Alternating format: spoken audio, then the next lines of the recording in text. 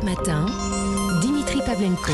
L'édito politique sur Europe 1. Bonjour Nicolas Bétou. Bonjour Dimitri. Comme promis, vous revenez sur le meeting d'Emmanuel Macron samedi à la Défense Arena. C'était son premier et son dernier meeting du premier tour. Bah oui, un rassemblement géant dont on avait découvert les préparatifs quelques jours plus tôt grâce à une vidéo tournée et diffusée par les équipes de campagne du président candidat. Façon de montrer toute l'importance qu'Emmanuel Macron accordait à cet événement qui devait donner le coup d'envoi de cette dernière semaine avant le premier tour de la présidentielle. Bon, sur la forme, le show était incontestablement réussi. Une entrée de stars avec musique, feux d'artifice, déambulation au milieu de la foule et des ovations en veux-tu, en voilà pour le candidat, debout, seul, sur une scène immense en forme d'hexagone. Emmanuel Macron voulait, c'est lui qui le dit dans la vidéo, un truc d'événement sportif. Il l'a eu. Mais pour le reste, pas sûr que le discours ait été à la hauteur de la promesse. Alors cette promesse, justement, quelle était-elle ? Eh bien, ce que voulait le candidat, et là encore je cite la vidéo, c'est musique. Et là, bam, tac, tout ça avec un geste tranchant de la main, du genre droit au but. Bon, en réalité, on a eu 2h10 de discours, pas très bam, tac. C'est son péché mignon au candidat Ferlon, 4 heures de conférence de presse, 2 heures de discours. Ça a un avantage, ça permet de parler de tout, à tout le monde, catégorie de Français après catégorie de Français, mais ça a un inconvénient, cette profusion de détails, de promesses, d'engagements dans un même discours. On risque d'en oublier le sens.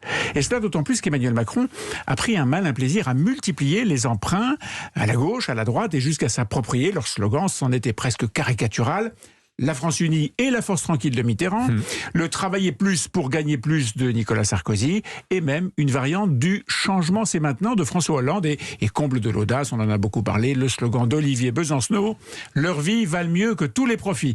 On avait jusque-là une stratégie et de gauche et de droite, eh bien on a cette fois-ci une stratégie attrape-tout. Alors, cette stratégie tous azimuts, Nicolas, est-ce qu'elle peut fonctionner ? À condition, je le redis, qu'elle ait un sens, qu'elle permette de dégager une ligne directrice. Lors de la conférence de presse de lancement de son programme, mi-mars, le chef de l'État avait clairement ancré son programme sur la droite, avec des mesures symboliques comme le recul de l'âge de la retraite, la création d'une contrepartie exigée des allocataires du RSA, ou encore le grand projet d'autonomie de l'école. Eh bien hier, changement de discours et cap à gauche. Le candidat président a longuement énuméré les mesures sociales de son programme, sans beaucoup d'égard pour la dépense publique d'ailleurs.